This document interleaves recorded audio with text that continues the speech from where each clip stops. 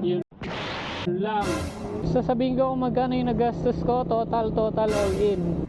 Sarikat mo yun So ayan mga bossing, pupunta ako ng emission testing area. Yan, ginagawa pa yung bubong namin. Mabububungan na yan lahat. So itong Raider muna ang gagamitin. Naku, wala pang gas. Ubos ng gas.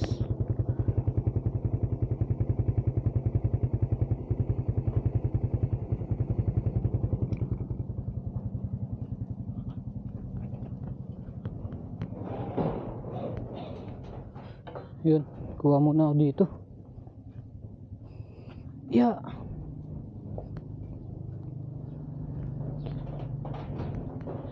Kagandahan pag lagi may extrang gas, hindi ka maubusan.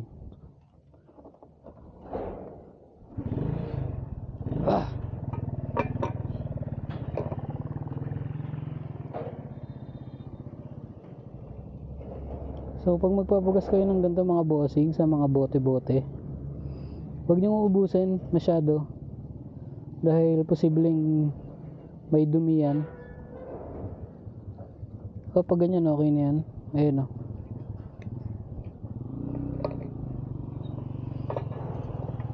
Isang litro lang dahil lapit lang.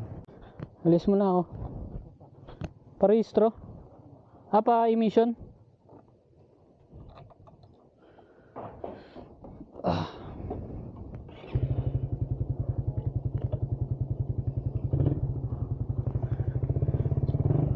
Tigas ng cambio ah.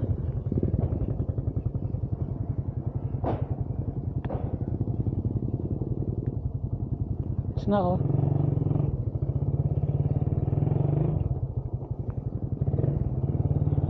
Kakapanibago, liit.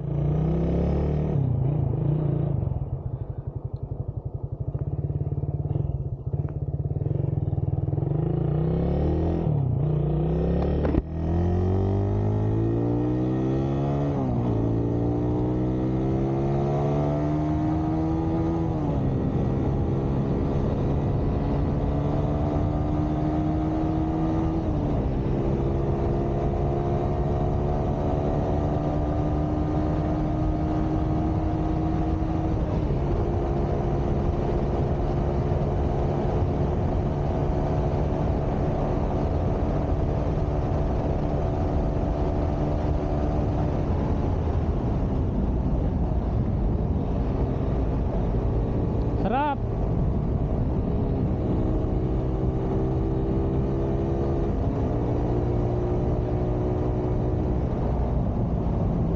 So mga bossing, ito pa lang ang Raider dinala ko dahil ipapa-emission ko to para maparehistro.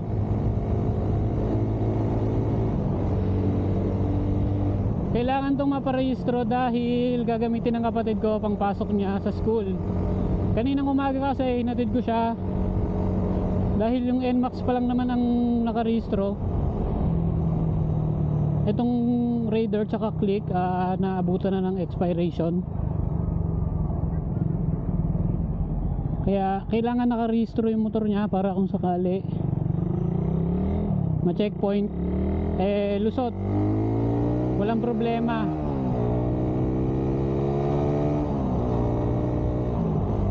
Grabe lakas. Woo!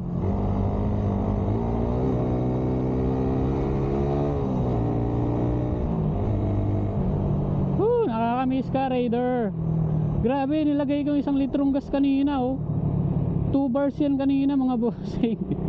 2 bars. 1 bar na lang ngayon. Grabe. Grabe lumaklak. Yan, saglitin lang natin to mga bossing.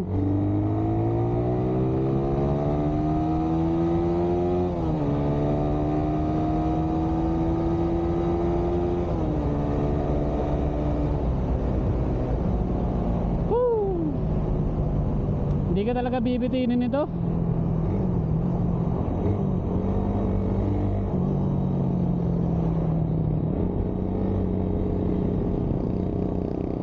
So kaninang hapon din pala sinundo ko yung kapatid ko Kaya ako nagmamadali ngayon dahil pagkasundo ko sa kanya, dumaan ako ng emission testing center, tinanong ko kung anong oras cut off, 3:30 daw. Dumaan kami doon 3:10. Kaya anong oras na siguro ngayon? Kaya pakiusapan natin kung naabutan ng cut off para maparehistro na to.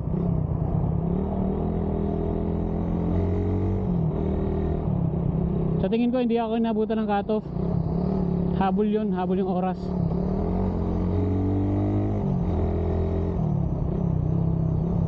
So mga bossing, yung emission testing na pupuntahan natin dito lang sa tapat ng LTO Iba Zambales.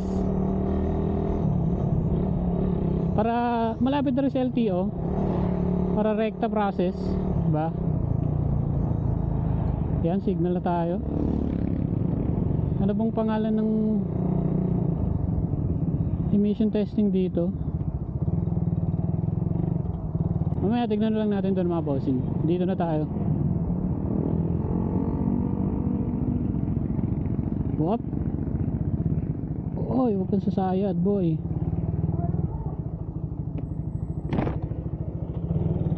Abot pa po? Ay, pwede ba tayo, di ba? Pwede pa po. Yun. Pwede nakabisto ka na kung nag-visa mo? Ano ba naman yan? Hindi na pwede? Nakabisto ka na nag-visa. Okay lang. Mag-hi ka. Kita man ako dyan, sir. Dapat kita ko dyan, sir. Say hi sa camera. Sir, dapat mo naman sa kanya. Ito naman si Mary, parang naman. Ay, hindi ito. Sir, ikat mo yun, ha? Opo. Hindi ito.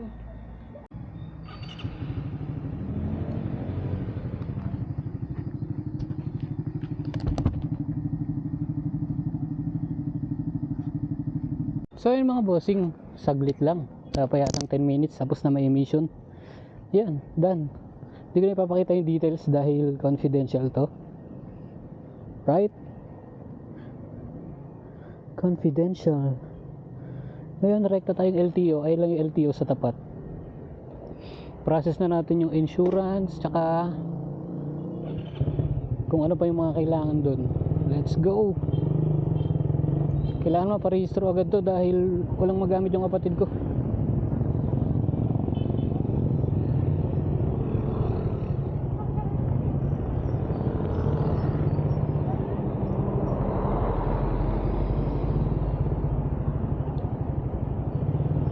Umambon mga bossing. Rekta LTO.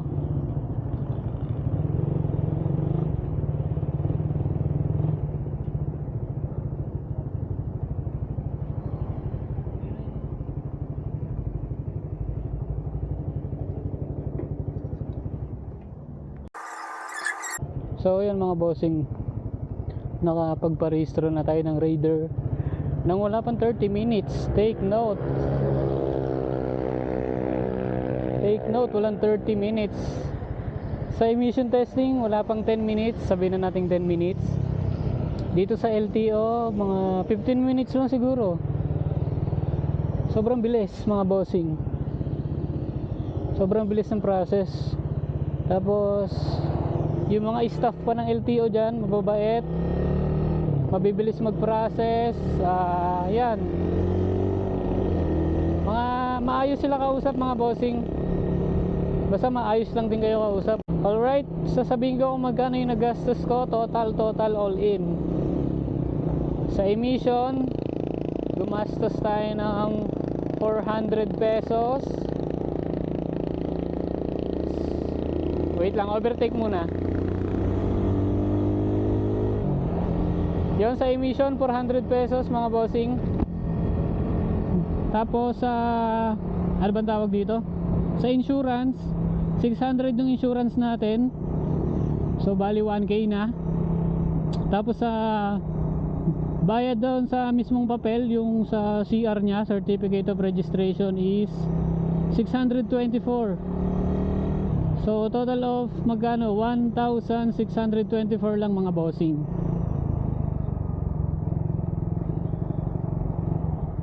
Isipin nyo yun na mga bossing, 1,624 lang. Tapos buong taon nyo na magagamit. buong taon kayong safe sa mga checkpoint. Hindi kayo kakabahan, hindi kayo iiwas sa mga checkpoint, hindi kayo maaabala dahil hinto pa kayo, maghihintay kayo na umalis yung checkpoint, yung mga ganun. So sulit yung 1,624 natin. So ayun lang mga bossing, sinare ko lang sa inyo yung ating pagpaparehistro ng motor. Sinare ko lang din yung process. Ang una, magpa-emission kayo. Sumunod, kumuha kayong insurance. Last step, pumunta ng LTO, ipasa yung insurance at emission. Then yun, tapos na. Ganoon lang kabilis, walang komplikadong gagawin. Sa mga followers ko na makakanood itong video, ang tip ko sa inyo, pag magpaparehistro kayo, maganda kung hapon. Dahil pagkahapon kasi, wala na masyadong tao yon. Umuwi na yung iba tapos sa magpa-emission. So halos wala na kayong kasabay. Pero saktuhan nyo rin yung pagpunta. Hindi pwedeng pupunta kayo doon ng saktong pasara na sila. Hindi na kayo i-entertain dahil magka-cut off na eh. Pumunta kayo ng may allowance din yung oras, no? Alright, ganun lang kadali magparehistro. Nako, umuulan. Basa na yung camera ko. Baka hindi na naman to gumana.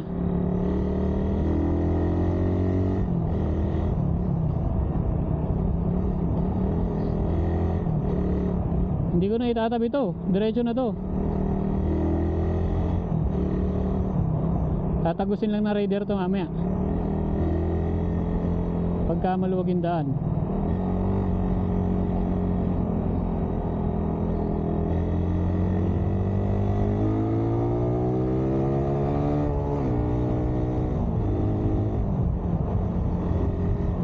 Right.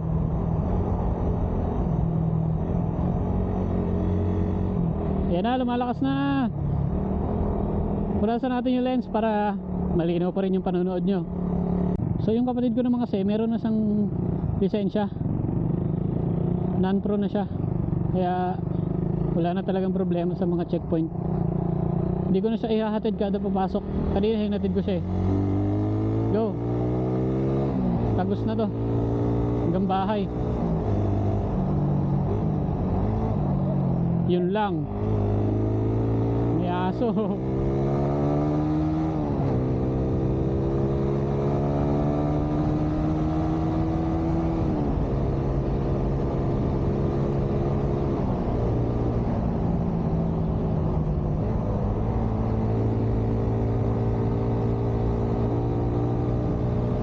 Yan na, lumalakas rin yung ulan. Tara, tagos. Sagad.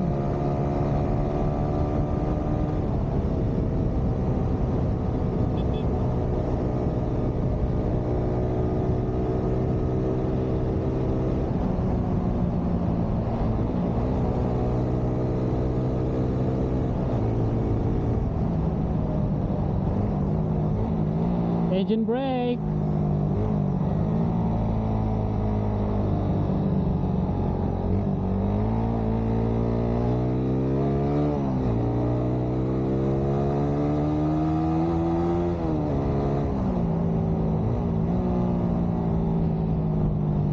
Woo! Ang lupit talaga na ito, grabe. Daming aso. Pakitali nyo, baka makadisgrasya.